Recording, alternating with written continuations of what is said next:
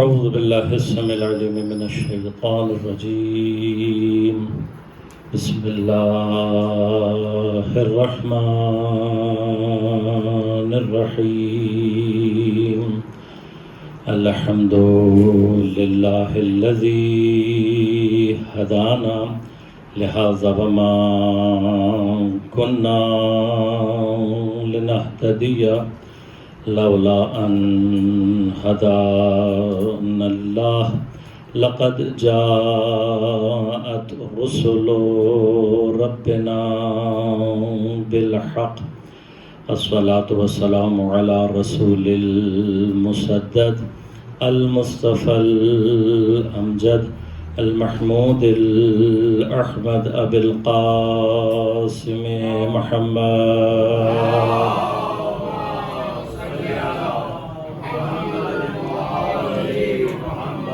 والصلاة والسلام على أسد الله الغالب غالب على كل غالب علي بن أبي طالب.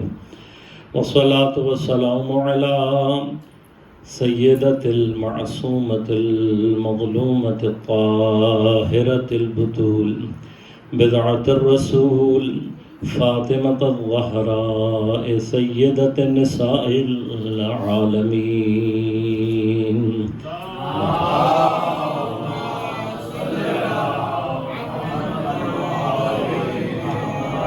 والصلاة والسلام على الحسن المجتبى والحسين المظلوم وأهل بيته الطيبين الطاهرين المعصومين المظلومين المنتجبين المنتخبين، لا سيما بقية الله في الأراضين روحي وأرواح العالمين لتراب مقدمه الفداء، ولعنة الله على أعدائهم أجمعين. أما بعد، قال الله تعالى في كتابه الكريم: بسم الله الرحمن الرحيم. يسبح لله ما في السماوات وما في الأرض له الملك وله الحمد وهو على كل شيء قدير.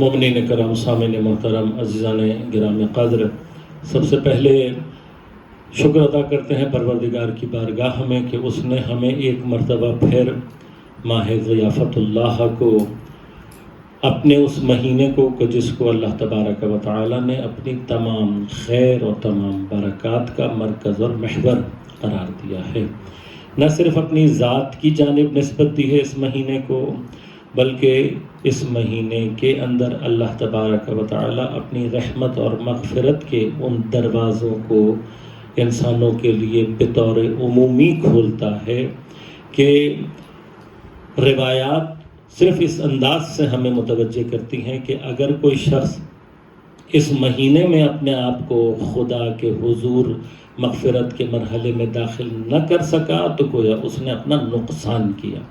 یعنی اس مہینے کے اندر مغفرت اور رحمت پروردگار عالم اس قدر یقینی ہے کہ اگر کوئی اس مہینے کو درک کرنے کے باوجود بھی اپنے لیے رحمت اور مغفرت کو حاصل نہ کر سکے تو اس سے زیادہ نقصان کرنے والا کوئی اور نہیں.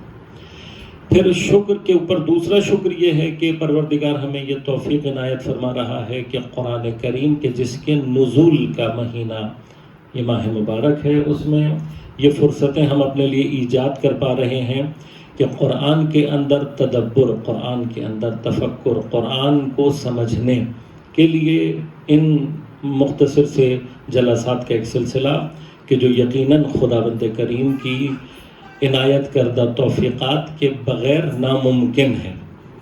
یہ لطف اور احسان ہے کہ اس نے ہمیں یہ توفیق عنایت فرمائی، اور یقیناً اسی سلسلے سے ہم خدا کی بارگاہ میں ملتمس دعا ہیں کہ پروردگار عالم ہمیں اس مہینے سے صحیح معنی میں استفادہ کرنے کی توفیق عنایت فرمائے، بالخصوص قرآن کریم کو سمجھنے اور اس پر عمل کرنے کی توفیق عنایت فرمائے۔ ان ایام میں انشاءاللہ تبارک و تعالی جہاں قرآن کو پڑھنے کے حوالے سے، چونکہ یہ روایات تو آپ کے اذہان میں از اول محفوظ ہیں کہ پر اس مہینے کے اندر قرآن پڑھنے کا ثواب کتنا ہے، لیکن خود اس بات کو سمجھنا کہ آیا اس مہینے میں اتنی شدت کے ساتھ جو ثواب کے ذریعے سے تشویق دلائی جا رہی ہے، شوق دلایا جا رہا ہے، قرآن پڑھنے کی اتنی شدید تاکید ہے، کیا یہ تاکید محض صرف اس لیے ہے کہ ہم قرآن کو پڑھیں اور ہمیں سمجھ میں کچھ نہ آئے؟ اب یہ ایک بحث ہے اپنی جگہ پر کہ آیا قرآن کریم کا کہیں پر کوئی ہدف یہ رہا ہے کہ قرآن کو بغیر سمجھے پڑھا جائے؟ دیکھیے بعض اوقات ہم ان معانی کو آپس میں مکس کر جاتے ہیں۔ جب ہم یہ بات کہتے ہیں کہ قرآن کی کثرت تلاوت مطلوب نہیں ہے تو اکثر لوگ تھوڑا سا کنفیوز ہو جاتے ہیں کہ وہ یہ سمجھتے ہیں کہ شاید ہم ذکر اللہ یا کثرت تلاوت اس کے اگینسٹ بات کریں۔ نہیں، یہاں پر جو مخصوصاً مراد ہے وہ یہ کہ قرآن کریم کی ایسی تلاوت کہ جس میں کوئی ہدف ہی نہ ہو قرآن کو سمجھنے کا، محض صرف اور صرف تلاوت کو انجام دے کر اپنے لیے ثواب کو حاصل کرنا۔ ہم نہیں کہتے کہ اس طرح کے بھی مراحل کا کوئی ثواب نہیں ہوگا، کیونکہ بالآخر ایسے افراد بھی کہ جو محض ثواب کی نیت سے صرف اور صرف تلاوت کر رہے ہیں، وہ بالآخر ان لوگوں سے نسبتاً بہتر ہیں کہ جو حتیٰ اس مرحلے میں بھی داخل نہیں ہوتے، تو لہذا یہ اس سے بہتر ہے، ان کا کوئی نہ کوئی ثواب یقیناً ہوگا۔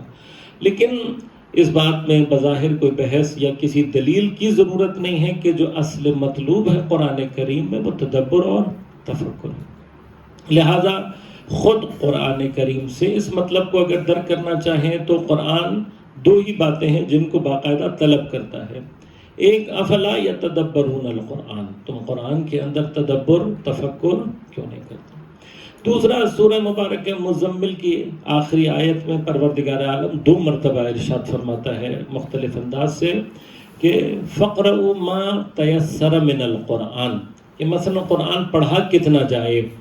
فرماتا ہے جو تم آسانی کے ساتھ، جو تمہیں میسر ہو، آسانی سہل، جو تم بہت آسانی کے ساتھ جتنا قرآن پڑھ سکتے ہو اتنا قرآن پڑھ۔ اب اگر ہم ان 2 باتوں کو قرآن سے لے کر جمع کریں تو خلاصہ یہ نکلتا ہے کہ قرآن ہم سے یہ چاہتا ہے کہ قرآن تھوڑا پڑھا جائے لیکن سمجھ کر پڑھا جائے۔ اب یقیناً اس مہینے میں ختم قرآن کے اپنے ثواب ہیں، اس کے اپنے درجات ہیں، لیکن دوبارہ اگر ہم اس بات کی طرف توجہ کریں کہ تھوڑا پڑھا جائے لیکن ایسا سمجھ کر پڑھا جائے کہ جس کی کوئی پریکٹیکل امپلیکیشن ہماری اپنی زندگی میں ہو، کہ قرآن کہیں ہماری زندگی میں اپلائی ہو رہا ہو، تو یقیناً اس مرحلے کا ثواب اور اس کا اجر اور نتیجہ تینوں افضل ہیں اس سے کہ جہاں پر قرآن کو صرف تلاوت محض تک رکھا جائے اور اس کے اندر کوئی تدبر اور تفکر کا سلسلہ نہ ہو۔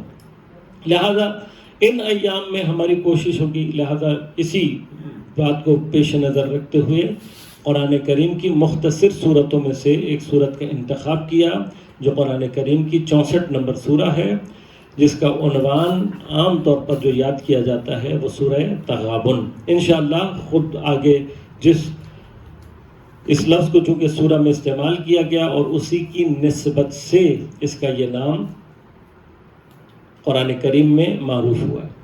اب یہ جو سورہ تغابن ہے، یہاں پہ تغابن سے ایگزیکٹلی کیا مراد ہے وہ تفصیل انشاءاللہ جب ہم اس آیت میں پہنچیں گے تو وہاں آپ کی خدمت میں تفصیل سے عرض کروں گا۔ ایک بہت مختصر سا تعارف سورہ کا کراؤں گا، اس کی کچھ فضائل کی طرف اشارہ کروں گا، اور آج ایک بہت ہی مختصر سی لیکن تمہیدی گفتگو عرض کروں گا کچھ شبہات کے حوالے سے، اور کل انشاءاللہ ہم باقاعدہ اس سورہ کی تفسیر کے سلسلے میں وارد ہوں گے۔ سورہ کے فضائل کے اعتبار سے ہم یقیناً محتاج ہیں اہل بیت اطہار کے۔ یہ وہ جگہ ہے کہ جہاں پر قرآن کا ثقل اہل بیت ہونا، قرآن کا اپنے نااہل کے لیے کافی نہ ہونا، یہ ساری قرآن کافی ہے، تبیان لکل شیء ہے، ہدایت کا منبع ہے، ساری صفات قرآن کریم میں موجود ہیں، لیکن یہ ساری کی ساری صفات ان کے لیے ہیں جو قرآن کا ثقل، قرآن کے ہم وزن ہیں، اور وہ کہ جن کو خود قرآن کہتا ہے فَاسْأَلُوا أَهْلَ الذِّكْرِ إِن كُنتُمْ لَا تَعْلَمُونَ۔ ان افراد کے لیے یقیناً قرآن کافی ہے، ان کے لیے قرآن ہدایت کا وہ منبع اور وہ مرکز ہے کہ پھر وہ اگر یہ کہیں کہ ہمارے لیے خدا کی کتاب کافی ہے تو واقعاً ایسا ہی ہے، لیکن یقیناً ہمارے لیے، ہم جیسے نااہلوں کے لیے قرآن اس معنی میں اس طریقے سے کافی نہیں ہے۔ ہم محتاج ہیں قرآن کی مفسرین کے، ہم محتاج ہیں ان افراد کے کہ جن کو قرآن راسخون فی العلم کہہ کر متعارف کرواتا ہے کہ قرآن کی آیات کی صحیح معنی میں تعویل، اس کی صحیح معنی میں تفسیر اللہ جانتا ہے، یا وہ جو کہ راسخون فی العلم ہے۔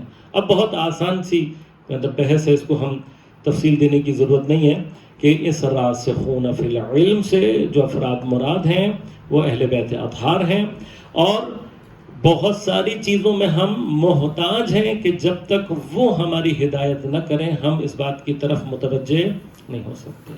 ان میں سے ایک مقام ہے کہ قرآن کریم کی ان صورتوں کی تلاوت کے آثار کیا ہو سکتے ہیں۔ اس سورت کے حوالے سے جو دو اہم آثار، بلکہ تین اہم آثار روایات میں بیان ہوئے، ان میں سے ایک وہ مرحلہ ہے کہ جسے پیغمبر اکرم صلی اللہ علیہ وآلہ وسلم نے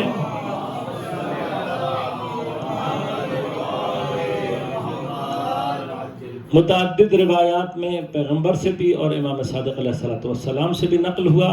اہم ترین اثر جس کو پیغمبر نے بیان کیا وہ یہ ہے کہ اگر کوئی شخص اس سورہ کو اپنی واجب اور فرض نمازوں کی تلاوت میں شامل رکھتا ہے، تلاوت کرتا ہے، یہ ضروری نہیں ہے کہ آپ نے ہر نماز میں تلاوت کرنا، یقیناً یہ مراد نہیں۔ انسان اگر حفظ کر سکتا ہے تو حفظ کرنے کے بعد، زبانی یاد کرنے کے بعد، کبھی جیسے آپ مختلف سورہ پڑھتے رہتے ہیں، اسی طرح سے ایک مرحلے پر آپ کے ہاں اس سورہ کی تلاوت بھی کسی ایک فرض نماز کے اندر شامل ہو۔ یہاں پر مراد یہ ہے، یعنی کیوں؟ اس لیے کہ ہم بہت ساری صورتوں میں اسی مطلب کو پاتے ہیں۔ اب فرض کریں کہ بہت بڑے سورہ نکال بھی دیے جائیں تو مختصر سورہ یا وہ سورہ کے جو آسانی کے ساتھ نماز میں پڑھے جا سکتے ہیں ان کی بھی تعداد 60 سے زیادہ ہے، 70 سے زیادہ۔ 60-70 سورہ لازمت ہے، انسان اگر ہر نماز میں بھی 5 دفعہ ایک ایک سورہ پڑھے تب بھی اس کو کئی دن لگ جائیں گے ان تمام 60-70 سورہ کو مکمل کرتے ہوئے۔ تو جو مراد ہے وہ بنیادی طور پر کیا ہے کہ اس سورہ کی فریضہ میں تلاوت، یعنی آپ کی اپنی روٹین کے اندر شامل ہو۔ ہم عام طور پر کوشش یہ کرتے ہیں کہ ہمیں جو 3 یا 4 5 7 سورہ یاد ہو گئے وہ اس کے دائرے کو وسیع نہیں کرنا چاہتے، لیکن یہ جو تشویق دلائی گئی ہے، یہ جو شوق دلایا گیا ہے بنیادی طور پر قرآن کے ساتھ ہمارے رابطے کو محکم کرنے کے لیے۔ اب فرض نماز میں اس کے اثر کو پیغمبر بیان کر رہے ہیں، اور اگر میں اس مرحلے کو حاصل کرنا چاہتا ہوں تو مجھے کیا کرنا پڑے گا؟ اس کو بالآخر حفظ کرنا پڑے گا۔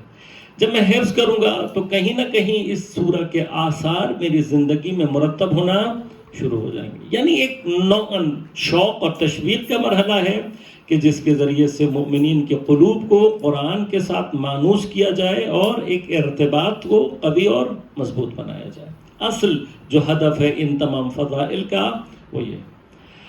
اب پیغمبر فرماتے ہیں کہ اگر کوئی اس سورہ کو اپنی فریضہ نمازوں کے اندر تلاوت کرتا ہے تو اللہ تبارک و تعالی اسے ناگہانی موت سے دور رکھے گا۔ اب یقیناً یہ ناگہانی موت، یہ یعنی اگر ہم اس کو ٹیکنیکل انداز سے سمجھنا چاہیں، ویسے تو موت کا کوئی وقت مقرر نہیں، لیکن کم از کم اس طرح 2 طرح کی کیفیات کو ہم کامنلی آبزرو کرتے ہیں موت کی نسبت، کہ بعض اوقات بعض افراد میں موت کے آثار تدریجاً ظہور کرتے ہیں۔ انسان بیمار ہوا یا کوئی سلسلہ اس کے ساتھ ایسا پیش آیا اور تدریجاً انسان اس مرحلے کی طرف بڑھتا ہے۔ خب تدریجی موت کے اندر فائدے کی بات کو، مرنا تو بالآخر ہم نے ہے، یہ جو تدریجی مرحلہ ہے اس کے اندر ایک امکان اس بات کا ہوتا ہے کہ اگر انسان اپنے اوپر موت کے آثار کو دیکھ لے تو کم از کم اس مدت میں بھی وہ توبہ کر کے اور استغفار کر کے اور بہت سارے اس طرح کے مراحل کو کم از کم اپنے لیے مہیا کر سکتا ہے. کم از کم یہ فائدہ ہے اگر یہ مرحلہ انسان کے لیے پیش آئے. اب اس کی کیفیت کیا ہوگی یہ بحث نہیں ہے ابھی. بالآخر خدا توبہ قبول کرنے والا ہے. میرے اور آپ کے اوپر اس نے ذمہ نہیں لگایا کہ میں اور آپ یہ ہاں، لیکن اصولی اعتبار سے ہم یہ کہہ سکتے ہیں کہ موت کے آثار کو ظاہر ہونے کے بعد اگر کوئی توبہ کرتا ہے تو شاید اس کی قبولیت کا لیول اتنا شدید نہ ہو اس کیفیت میں کہ جہاں انسان صحت کے عالم میں پورے ارادے اور اختیار اور پوری توجہ کے ساتھ توبہ کرے. لیکن بالآخر یہ خود بھی ایک پریولیج تو ہے، یعنی انسان کو یہ موقع بھی کم از کم مل جائے کہ مطلب، کیونکہ آپ متوجہ ہیں کہ توبہ کا دروازہ بند کب ہوتا ہے؟ جب انسان حضرت ملک الموت کی زیارت کر لیتا ہے. یہ مرحلہ جس کو مثلا بعض قرآن کی آیات میں حتی تراقی کہا گیا ہے کہ انسان کے سمجھ لیں یہاں تک موت آ جائے تو پھر اس کے بعد اس کے اوپر جو موت کا توبہ کا دروازہ ہے وہ بند ہو جاتا ہے. تو یہ خدا کی مغفرت، خدا کی رحمت، خدا کے لطف، اس کی رافت کا اثر ہے کہ وہ اپنے بندے کو یہ موقع بھی فراہم کر دے کہ وہ اس تدریجی مرحلے کے اندر اپنی موت کی طرف متوجہ ہو کر توبہ کرے.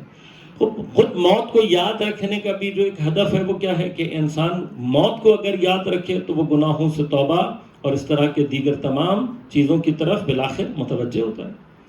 یعنی انسان یہ سمجھ لیں کہ آثار موت کا انسان کے اوپر مرتب ہونا اس کو بالاجبار توبہ کی طرف لے کر جانا. لیکن اگر ہم اور آپ اختیاراً موت کو یاد رکھتے ہیں تو پھر یہ اختیاراً جیسے ہی آپ موت کو یاد کریں گے خود بخود توبہ. کیوں؟ موت کا معنی واضح طور پر یہ ہے کہ اس کے بعد مجھے حساب و کتاب دینا ہے. لہذا موت کا تصور، موت کی یاد انسان کے قلوب کو زندہ کرتی ہے، اس کے اندر ایمان کی کیفیات کو خود بخود شدید کرتی ہے. اب اگر یہ تدریجی مرحلہ ہمیں مہیا ہو جائے تو پیغمبر راستہ کیا بتا رہے ہیں کہ آپ اپنی فریضہ نمازوں میں اگر اس کی تلاوت کو رکھتے ہیں شامل تو خدا اس ناگہانی موت کہ جو ہمارے پسماندگان کے لیے جو بھی اس کے آفٹر ایفیکٹس ہیں، لیکن خود ہمارے اپنے لیے، میرے لیے اچانک سے موت آ جانے کا مطلب کہ وہ جو توبہ کی چاہے کم ترین کیفیت ہو وہ فرصت بھی اگر مجھے مہیا نہ آئے تو اس سے اپنے آپ کو انشور کرنے کا طریقہ کیا ہے کہ اس سورہ کی تلاوت کو اپنے قرآن کی، اپنی نماز کی تلاوتوں میں شامل رکھا جائے. یہ ایک اثر ہے. اور ساتھ ہی ساتھ فرمایا کہ اگر انسان کو کبھی، یہ شاید کامنلی پیش آنے والا مسئلہ نہیں ہے لیکن اگر پیش آ جائے تو بڑا سنگین ہوتا ہے. وہ کیا مرحلہ ہے کہ کہیں انسان کو کسی ظالم یا جابر بادشاہ کے حضور پہنچنا ہو اور اس سے اس کو شر کی اور نقصان کی توقع. فرمایا کہ اگر انسان ایسے سلطان کے پاس جانے سے پہلے اس کو تلاوت کرے گا تو پروردگار عالم اس کو اس شر سے دور رکھے گا اور کوئی بدی اس تک پہنچنے نہیں دے گا. لہذا یہ وہ آثار ہیں کہ جس سے پیغمبر اکرم صلی اللہ علیہ وآلہ وسلم نے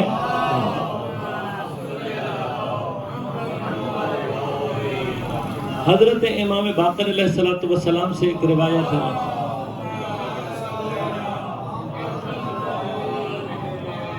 حضرت سے جو روایت ہے وہ نسبتاً عمومی ہے لیکن یہ اس عموم میں شامل ہوتی ہے. یہ روایت ہے مسبحات کے بارے میں.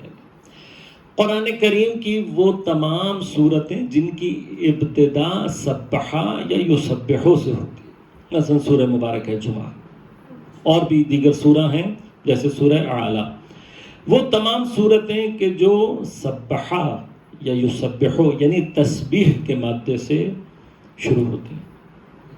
امام فرماتے ہیں کہ اگر کوئی شخص سونے سے پہلے ان کو تلاوت کرنے، ان کو قرأت کرنے کی عادت رکھتا ہے تو فرمایا نہیں مرے گا لیکن قائم آل محمد علیہ السلام اجل اللہ شریف،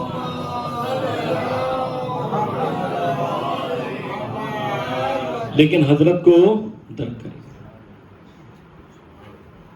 اور اگر مر گیا تو امام کی طرف سے گارنٹی کیا ہے؟ فرمایا کہ اگر مر گیا تو امام فرماتے ہیں کہ حتماً کہاں ہوگا؟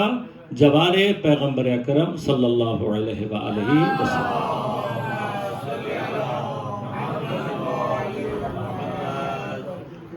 امام جعفر صادق علیہ السلام سے ایک روایت،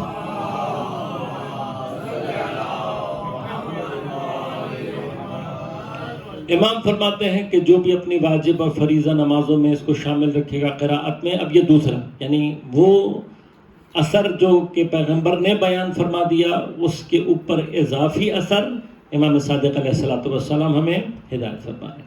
امام فرماتے ہیں کہ جو بھی اس کو اپنی واجب نمازوں کی قراءت میں شامل رکھے گا تو قیامت کے دن یہ سورہ اس کی شفاعت کرے گا، یعنی خود قرآن نے شفیع ہونا ہے۔ اب یہاں پہ یہ مطلب ہے، اس چیز سے یہ بات سمجھ میں آتی ہے کہ قرآن کی شفاعت مختلف مرحلوں میں، ایک مرتبہ خود پورا قرآن ہے جو شفیع قرار پائے گا، وہ شفاعت اور اس شفاعت کا لیول اور اس کے آثار الگ ہے۔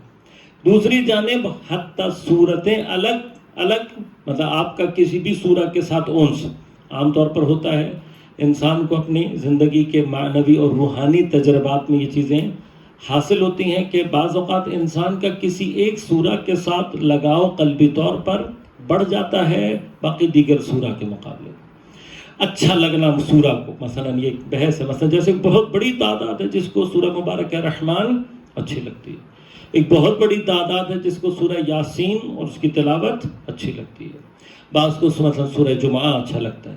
اب یہ اس سورہ کا آپ کے قلب کے ساتھ ایک خصوصی تعلق ہونا، یہ خود ایک دلیل ہوتی ہے اس بات کی معنوی تجربات میں، روحانی تجربات میں، کہ آپ کا اس سورہ کے ساتھ کوئی خاص لنک قدرتی طور پر یا قلبی طور پر موجود ہے۔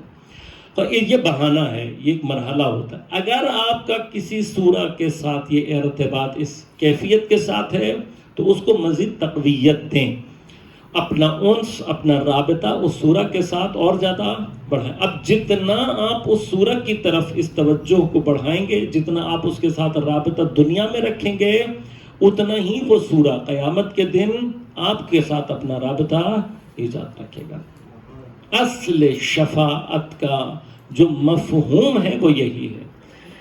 توسل کا بھی جو اصل، یعنی یوں سمجھ لیجئے کہ دنیا میں توسل قیامت میں شفاعت کی صورت میں ظہور کرے گا۔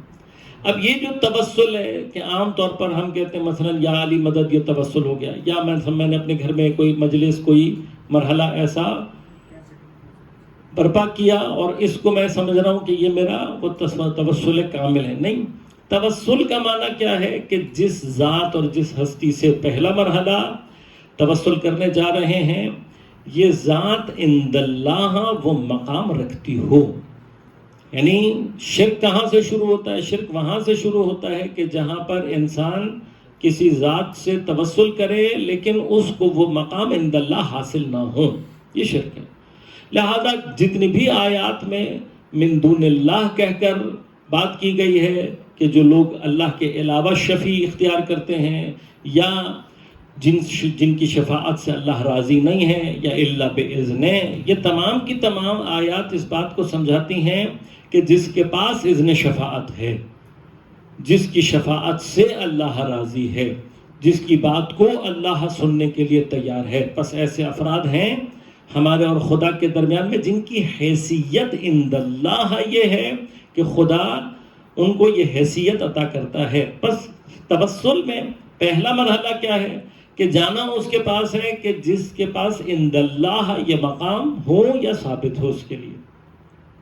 دوسرا مرحلہ اس توسل کا معنی کہ میں اس شخصیت سے رابطہ پیدا، یہ رابطہ کیا ہے؟ مثلا آیا اس کے نام کی نظر کرا دینا رابطہ ایجاد کرتا ہے؟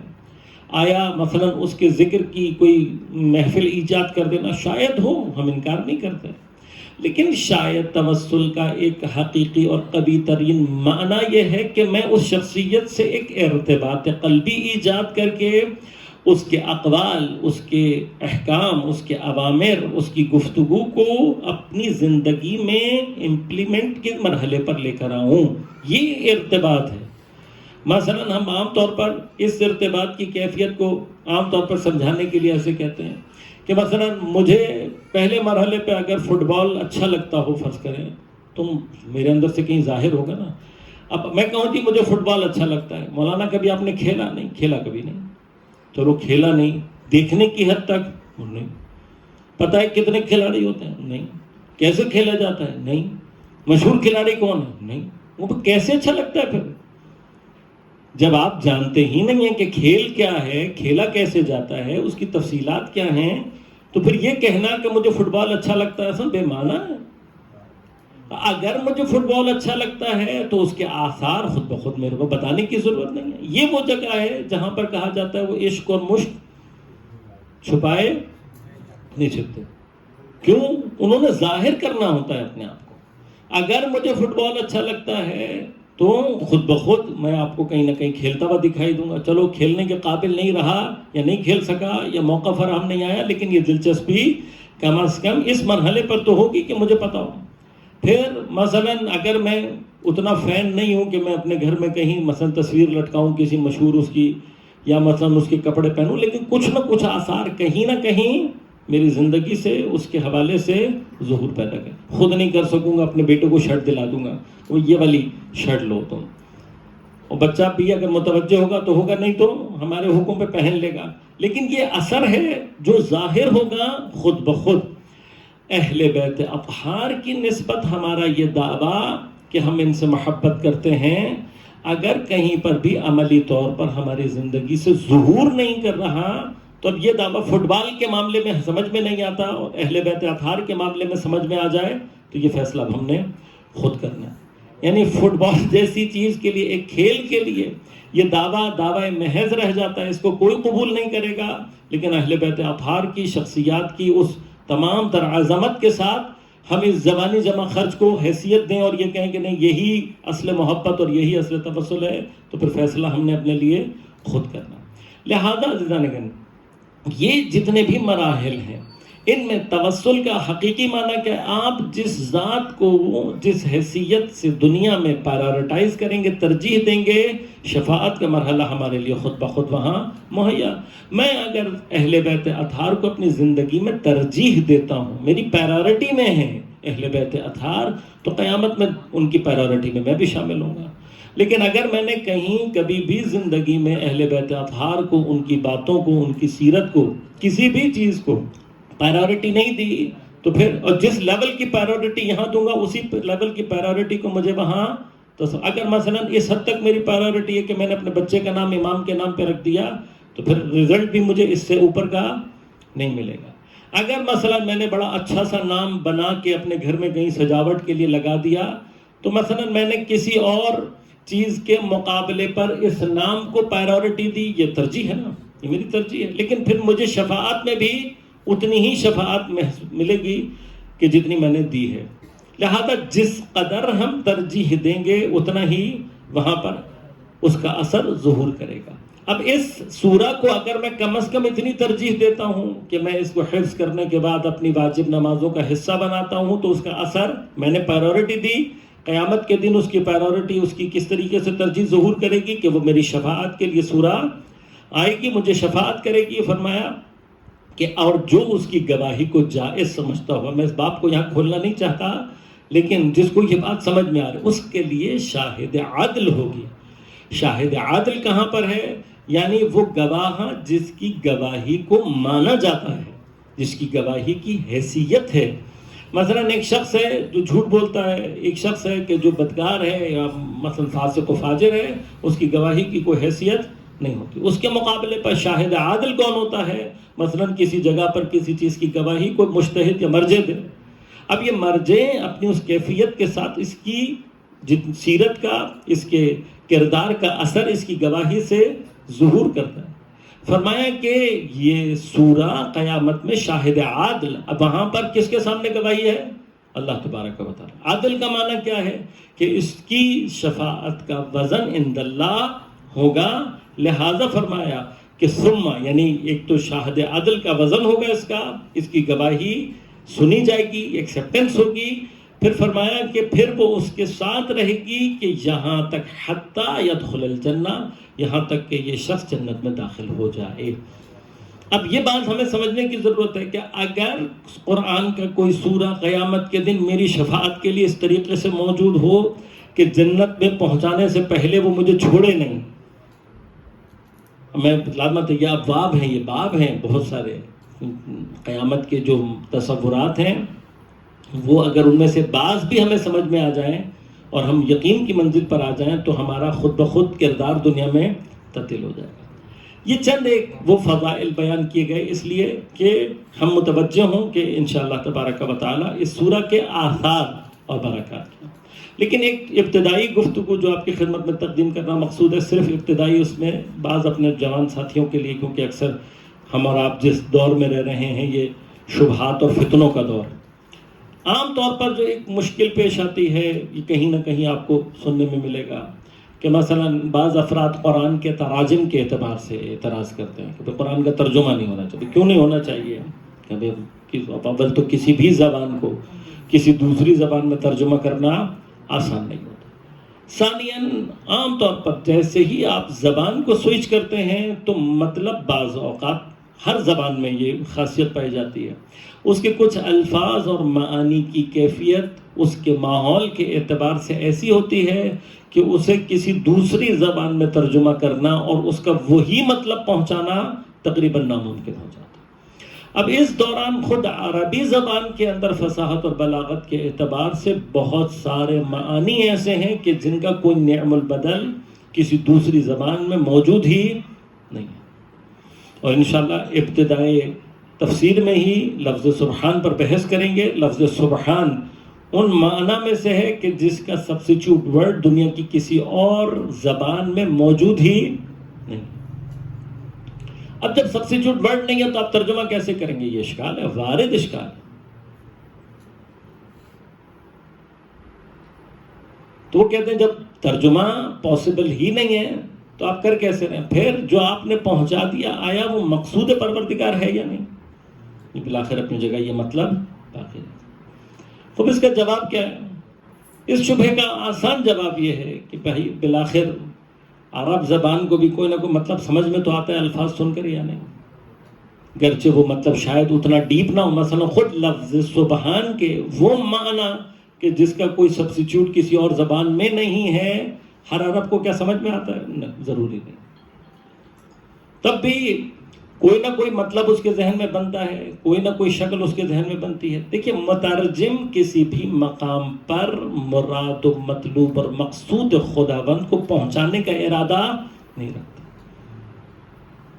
لیکن یہ بات واضح ہے کہ اللہ تبارک و تعالیٰ خود قرآن میں ارشاد فرما رہا ہے کہ خدا نے تمہیں مختلف زبانوں میں تقسیم کیا ہے۔ خدا نے چاہا ہے کہ ہم مختلف زبانیں بولیں اور سمجھیں۔ اب خدا نے اگر یہ چاہا ہے یعنی ارادتاً کیا ہے، پروردگار اس کے مقابلے پر اگر چاہتا تو کیا ہوتا؟ سارے انسان ایک ہی زبان بولتے۔ اب اگر خدا ارادتاً یہ کام کر رہا ہے اور پھر ان زبانوں میں سے کسی ایک زبان میں اپنے کلام کو نازل کر رہا ہے تو اس کا مطلب خدا خود ناظر ہے اس بات پر کہ جب یہ کلام میرا دوسرے زبان سمجھنے اور بولنے والوں کے درمیان میں پہنچے گا تو بالآخر ترجمے کے مرحلے سے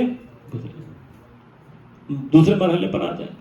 اب اگر یہ حقیقت طے شدہ ہے کہ بالآخر انسانوں کی زبانیں مختلف ہیں، کسی بھی دوسری مادری زبان بولنے والے کے لیے اگر وہ عربی کو اس کے تمام کمال کے ساتھ سیکھ بھی لے، سائیکولوجیکلی وہ اس فیز سے باہر نہیں نکل سکتا کہ جب بھی عربی بولی جائے گی اس کے ذہن میں ایک مرحلے میں معنی اس کی مادری زبان میں ایجاد ہوگا۔ بہت ہی ریئر کیس ہوتا ہے کہ جہاں پر کسی کی مادری زبان کچھ اور ہو، وہ پھر کسی اور زبان کو سیکھے اور اس زبان میں وہ اس مرحلے میں داخل ہو جائے۔ مثلا جب ہم شروع میں حوزے میں گئے اور ابتدا میں فارسی سیکھ رہے تھے تو ہمارے استاد یہ بات اس انداز سے کہتے تھے، وہ کہتے تھے کہ اگر فارسی واقعاً سیکھنی ہے تو ایسی سیکھو کہ خواب میں بھی فارسی بولتے ہوئے نظر آؤ۔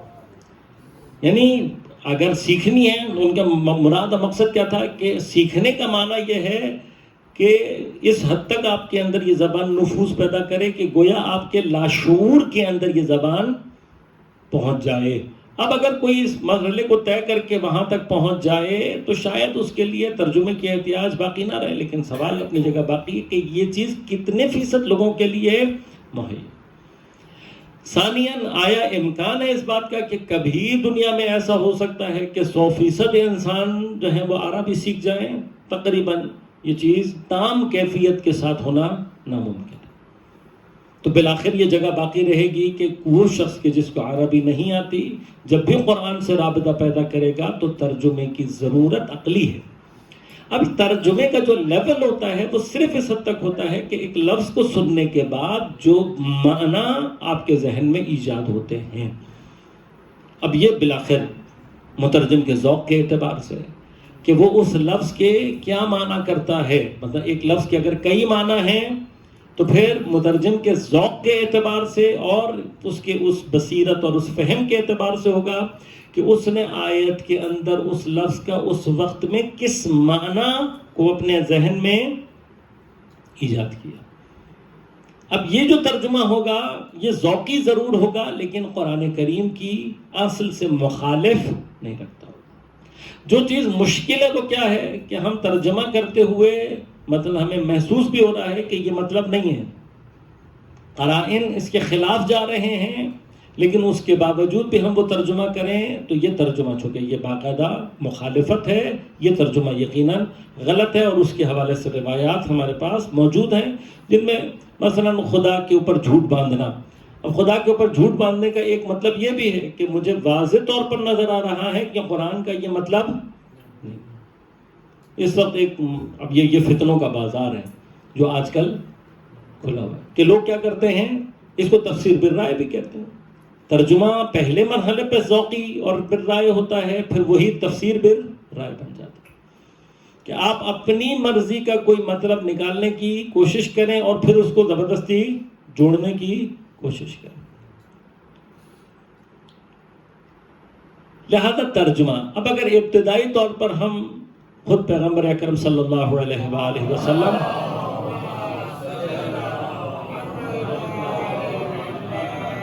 اور ائمہ اطہار کی حیات میں جا کر اس بات کو تلاش کریں تو ہمیں واضح طور پر موجود ہے۔ روایات کے مطابق جناب سلمان محمدی نے چونکہ فارس سے تعلق رکھتے تھے، خود پیغمبر کے دور میں ہی بسم اللہ کا فارسی زبان کے اندر ایک ترجمہ کیا۔ اسی طرح سے تقریباً شیعہ سنی تمام تواریخ میں متفق علیہ ہے کہ پہلی ہجرت جو حبشہ کی جانب ہوئی اور جناب جعفر جو کہ بھائی ہیں حضرت امیر المؤمنین، حضرت جعفر طیار جس وقت تشریف لے کر گئے ہیں اور وہاں پہنچے ہیں تو نجاشی کے دربار میں جب ان کے اوپر اعتراضات کیے گئے کیونکہ یہ پہنچے ہیں ان کے پیچھے سے مکہ سے ایک پورا وفد نجاشی کے پاس پہنچا، تو نجاشی نے یہ جاننے کے لیے کہ یہ کیا عقیدہ رکھتے ہیں ان سے سوال کیا۔ تو اب یہ بصیرت ہے، یعنی تاریخ میں یہ عناوین سمجھنے کی ضرورت ہے کہ جناب جعفر طیار کی بصیرت یہ تھی کہ انہوں نے اس زمانے میں جتنا قرآن نازل ہوا تھا اس میں سے اس چیز کا انتخاب کیا کہ جو نجاشی کے عقیدے سے تعلق رکھتا تھا۔ نجاشی چونکہ عقیدتاً عیسائی تھا، لہٰذا حضرت جعفر طیار نے سورہ مریم کی آیات کو کہ جو سورہ مریم میں ان کے عیسائیوں کے عقیدے سے تعلق رکھتی ہے، یعنی مناسبت رکھتی ہے حضرت مریم اور حضرت عیسیٰ علیہ السلام سے، ان آیات کو ترجمہ کیا۔ اور تقریباً تمام جو مورخین ہیں وہ اس بات پر متفق ہیں کہ نجاشی کی زبان عربی نہیں، تو کیسے سمجھایا ہوگا؟ یقیناً ترجمہ کرنے کے بعد اس کا اثر کیا ہوا؟ اثر یہ ہوا کہ روایات یہ کہتی ہیں، تاریخ یہ کہتی ہے کہ نجاشی نے زمین پر ایک خط کھینچا اور کہا ان کے اور ہمارے عقیدے میں اس خط سے زیادہ فرق، اس لائن سے زیادہ فرق، یعنی ہم اتنا نزدیک ہیں گویا یہ خط کے اس طرف کھڑے ہوئے ہیں اور ہم خط کے، یعنی یہ ایک قدم اس طرف رکھ دیں تو یہ عیسائی ہو جائیں گے، یا دوسرے معنی میں اگر ہم ایک قدم اس طرف رکھیں گے تو ہم مسلمان، اس قدر ہم ان کے ساتھ عقیدے میں۔ اور پھر اس نے وہ حمایت کا اعلان کیا۔ لہذا اس کے علاوہ بھی آگے چل کر جیسے ہی اسلام نے وسعت پیدا کی ہے تو ترجمے کی جو عمومی ضرورت اور عقلی ضرورت ہے وہ ظاہر بھی ہوئی ہے اور اس کے مراحل پیش بھی آئے۔ لہذا پیغمبر اکرم صلی اللہ علیہ وآلہ وسلم نے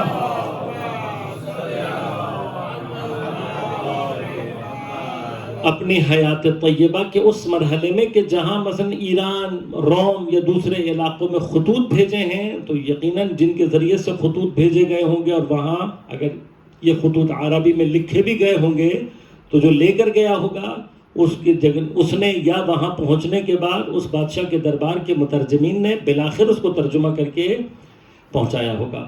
اور یقیناً یہ بات پیغمبر اکرم صلی اللہ علیہ وسلم کے بھی ملحوظ خاطر رہی ہوگی کہ جو میں لکھ کر دے رہا ہوں اور جس کے پاس بھیج رہا ہوں وہاں پہ بالآخر ترجمے کے بعد کا مرحلہ ہے تفسیر۔ تفسیر بنیادی طور پر کیا ہے کہ عام طور پر معنی ہے روشن کرنا، واضح کرنا، اور بڑا خوبصورت آیت اللہ جوادی عاملی حفظہ اللہ فرماتے ہیں کہ کسی بھی کلمے یا کلام کے چہرے پر سے پردے کو ہٹا کر اس کے باطنی معنی کو روشن کرنا، اصل تفسیر کے معنی ہے۔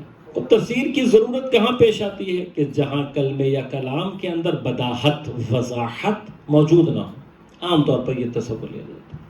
لیکن یہ جو بداحت اور وضاحت ہے، یعنی بدیہی ہونا، یعنی بالکل واضح اور آشکار ہونا، بہت ایسے الفاظ کہ جس میں کوئی تفصیل بظاہر ضرورت محسوس ہی نہ ہو۔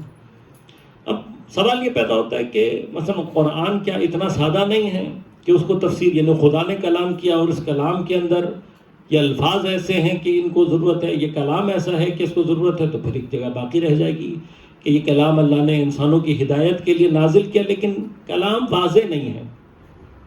تو یہاں پر دوسرا مرحلہ جو تفسیر کا آتا ہے وہ یہ کہ کلمہ اور کلام جس متکلم سے جاری ہو رہا ہے اس کی حکمت اور علم کے مقام کو سامنے رکھتے ہوئے، کیونکہ کلمہ ایک لفظ ہے، اس کلمے کو بھی ادا کرنا متکلم کے اعتبار سے اس کی کیفیت میں تبدیل آ جاتا ہے۔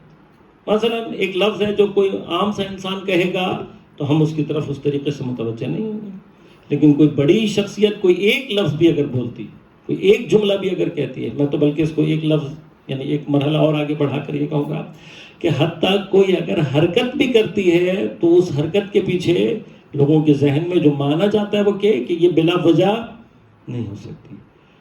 شہید مقاومت کی یاد کے ساتھ یہ جملہ آپ کی خدمت میں کہ خدا ہمارے سارے جتنے بھی مرحلے اگر یہ قبولیت کے مرحلے پر پہنچتا ہے تو اس کا ثواب ان شہداء کو تقدیم کرے ہمارے جانب سے، اگرچہ کہ ایک ناقص ہے۔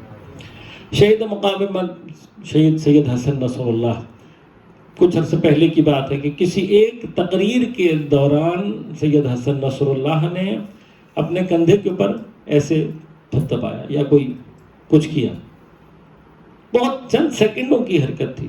اس حرکت کے اوپر ایک دنیا میں یہ سوال اٹھا ہوا تھا خصوصاً ان کے چاہنے والوں میں کہ انہوں نے یہ حرکت کیوں کی۔ میرے جیسا مطلب میں اپنے لیے بھی کوئی حیثیت نہیں ہے، میرے بہت ساری حرکتیں ایسی ہوتی ہوں گی کہ جو آپ نے مطلب فرض کریں دیکھی اور دیکھنے کے بعد آپ نے خود ہی طے کر لیا ہوگا پر ٹھیک ہے آغا صاحب کو کچھ ہو رہا ہوگا، لیکن سید مقاومت اور شہید مقاومت وہ جس درجے پر بیٹھے ہوئے تھے اس کے لیے اصلاً ہمارے ذہن کے گوشوں میں یہ آ ہی نہیں سکتا کہ یہ کوئی حرکت فضول ہو سکتی۔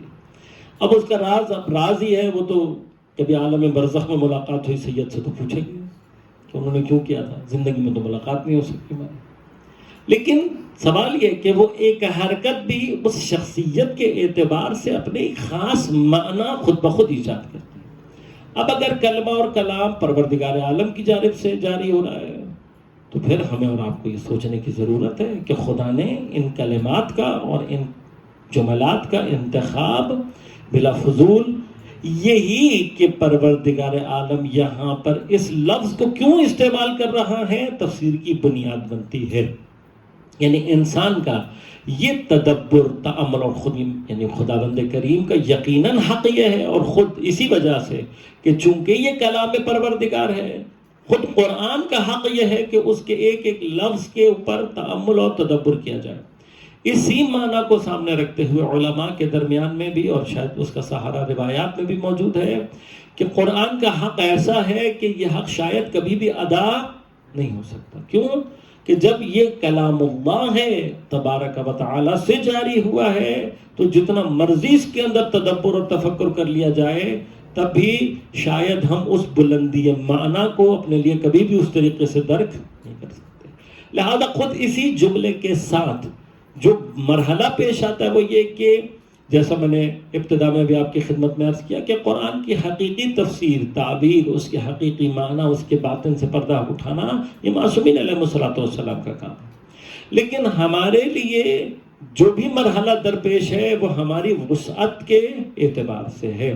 میں اپنی وسعت میں کہاں تک پہنچ پاتا ہوں اور پھر ان میں سے کتنی چیزوں کے اوپر سے پردہ اٹھا پاتا ہوں، یہ میری وسعت ادراک اور وسعت علم کے اعتبار سے. اور جب ہمارے ہاں تفسیر کا معنی کیا جاتا ہے یعنی غیر معصومین میں، تو وہ اس قید کے ساتھ ہے، یعنی انہوں نے تفسیر کی ہے اپنی علمی حیثیت اور اپنی علمی وسعت کے اعتبار سے. لہذا ہم جب تفسیر کی بات کرتے ہیں تو بنیادی طور پر وہ یہی مرحلہ ہے. تفسیر کے اندر بھی جو بنیادی ترین اشکال پیدا ہوتا ہے وہ یہی ہے کہ اس کے حقیقی معنی تو اہل بیت اطہار جانتے ہیں. جس چیز سے بڑی شدت کے ساتھ منع کیا گیا اور جس کے بڑے سنگین الفاظ روایات میں ملے ہیں، فرمایا کہ تفسیر بالرائے. کسی مقام پہ پیغمبر ارشاد فرماتے ہیں کہ من فسر القرآن برأیہ فلیتبوأ مقعدہ من النار.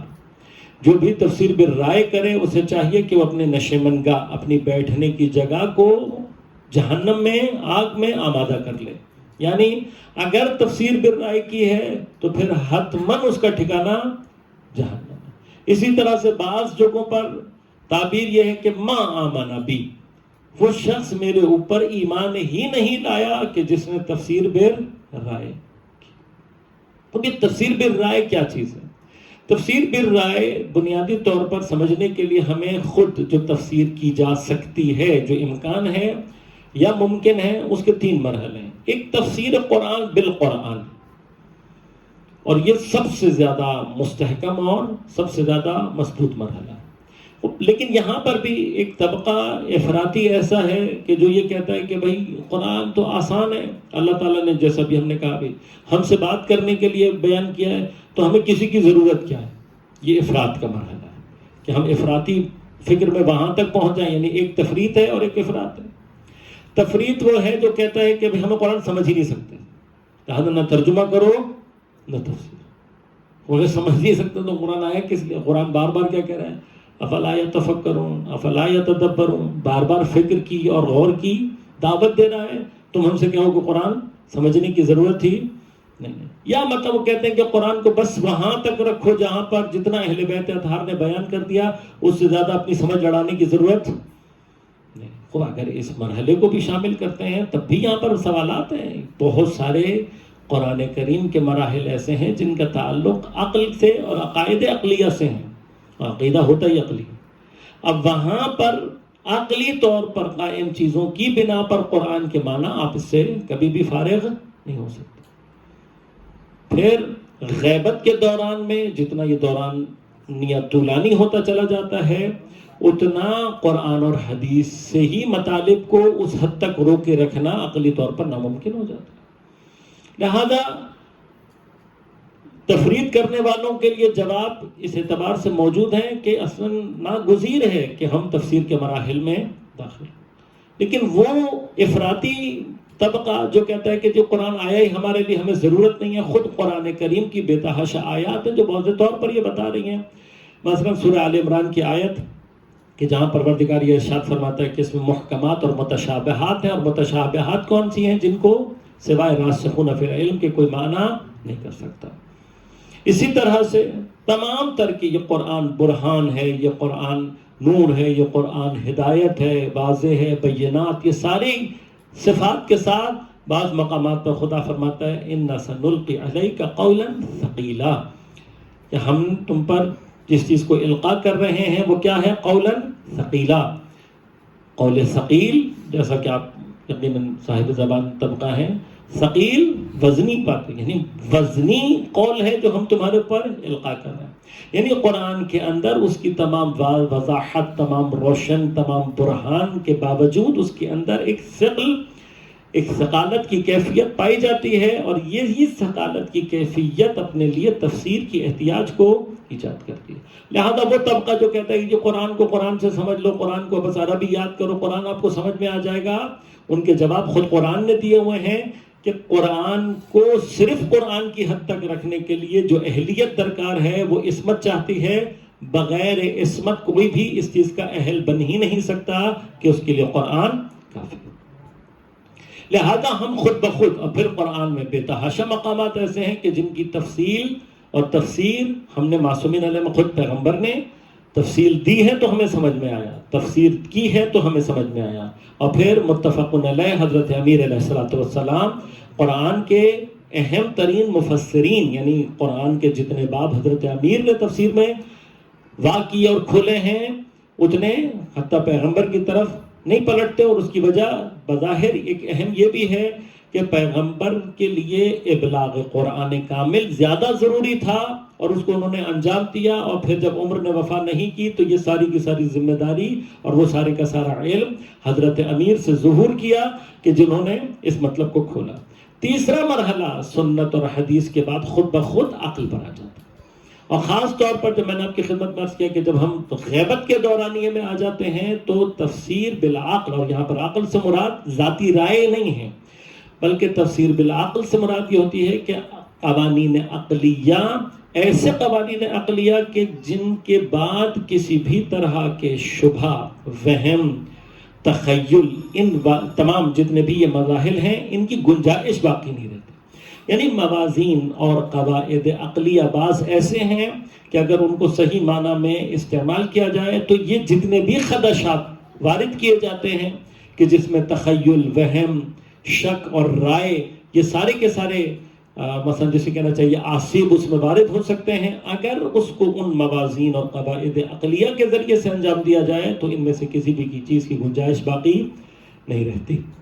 لہذا انشاءاللہ کوشش کریں گے کہ انہی تینوں موازین کو ساتھ رکھتے ہوئے کہ جہاں پر قرآن کی تفسیر قرآن سے، جہاں پر حدیث کا سہارا، اور پھر جہاں پر علماء نے عقل کے ذریعے سے مطالب کو بیان کیا ہے، ان کو سامنے رکھتے ہوئے انشاءاللہ علماء کی جو تفسیر ہوئی بھی ہیں اس کے سائے میں سورہ مبارکہ تغابن کے تفسیر کے نکات انشاءاللہ آپ کی خدمت میں تقدیم کریں گے، اس دعا کے ساتھ کہ پروردگار ہمیں قرآن سمجھنے، پڑھنے اور اس پر عمل کرنے کی توفیق عنایت فرمائے، اور قرآن کے حقیقی وارث اور ثقل اور ناطق قرآن امام زمان عجل اللہ تعالیٰ فرج و شریف کے ظہور میں پروردگار تعجیل فرمائے۔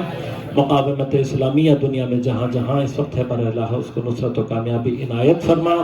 فلسطین، غزہ، لبنان اور بالخصوص پارا چنار کے مظلوم مومنین کی پروردگار نصرت فرما، اور جو بھی ان کے مخالفین ان کے لیے مشکلات ایجاد کر رہے ہیں بار الہ ان کو نیست و نابود فرما، دین دشمن قوتوں کو، اسلام دشمن قوتوں کو نیست و نابود فرما، تمام علماء مراجع اعظام کی حفاظت فرما، مومنین کو اپنے حفظ و امان میں رکھ، پریشانیوں کو دور فرما، مشکلات کو آسان فرما، بیماروں کو پروردگار صحت کامل عاجل عنایت فرما، ہمارے مرحومین کی مغفرت فرما، ہم سب کو امام زمان عجل اللہ تعالیٰ فرج و شریف کے اعوان و انصار میں شمار ہونے کی توفیق عنایت فرما، اور اپنی اس ماہ مبارک میں اپنی اس مبارک ضیافت سے صحیح معنی میں استفادہ کرنے کی توفیق عنایت فرما۔ ربنا تقبل منا انک انت السمیع العلیم برحمتک یا ارحم الراحمین۔